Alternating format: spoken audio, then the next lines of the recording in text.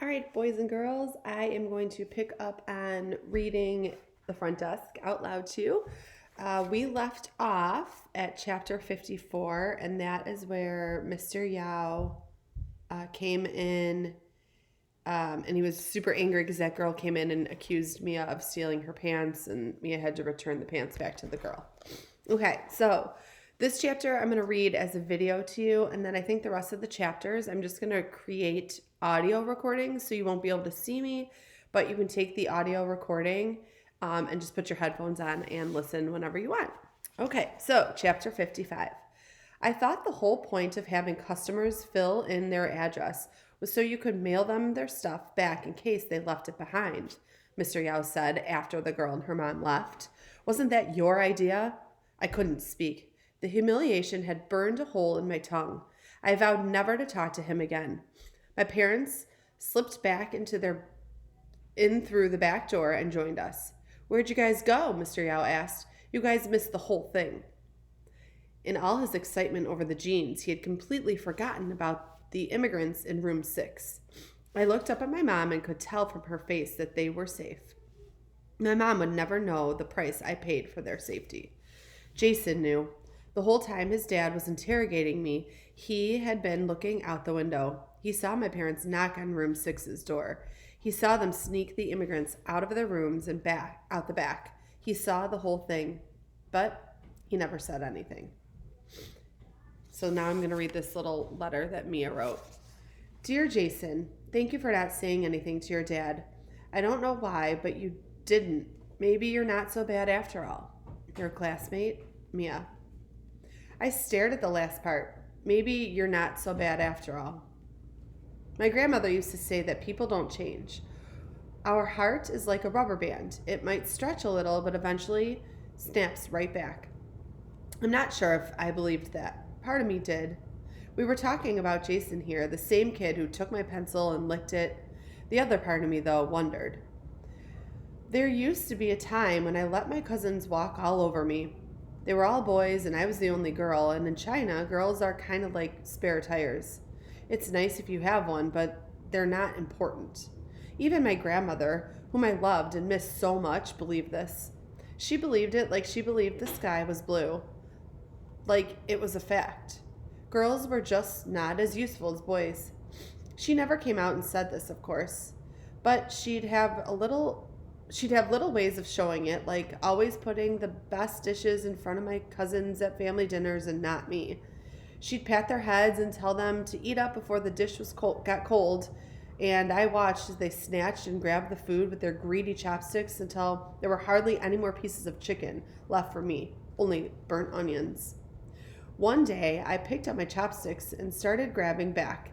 I snagged chicken, shrimp, whatever I could pick up with my chopsticks, and hoarded it all into my mouth. Hey, Shen complained, not fair.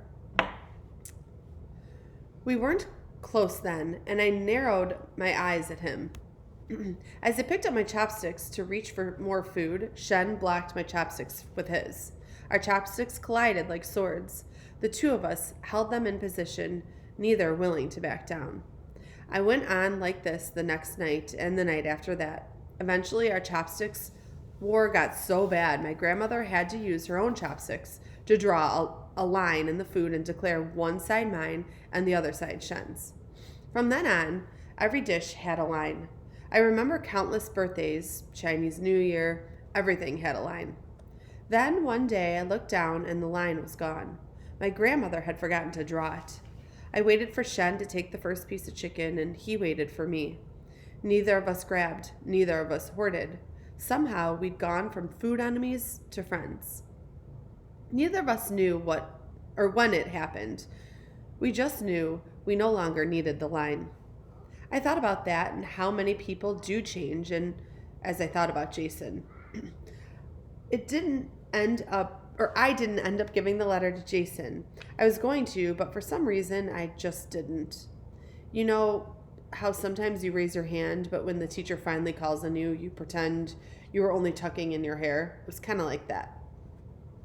As the first of the spring flowers bloomed, I tried to forget the painful memory of the jeans.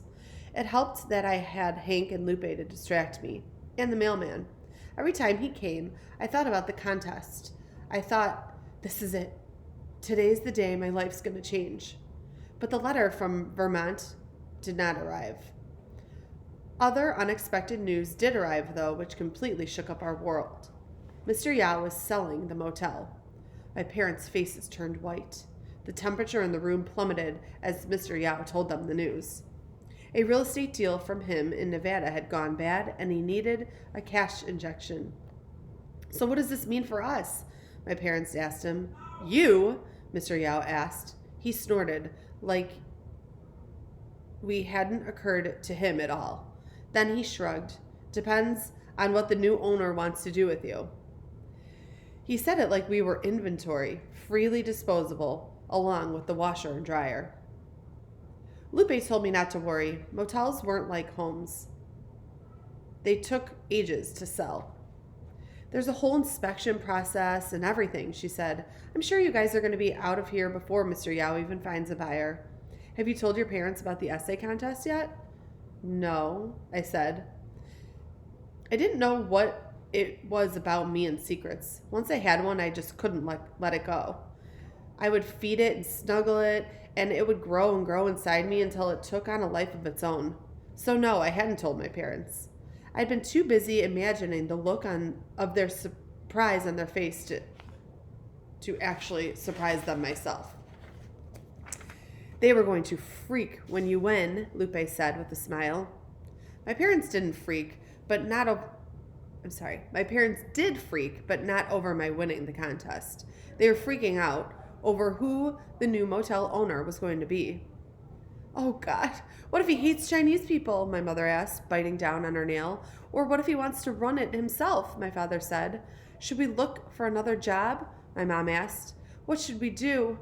My parents paced the living room, fretting and panicking, while I sat quietly in the corner. That was the problem with keeping a secret.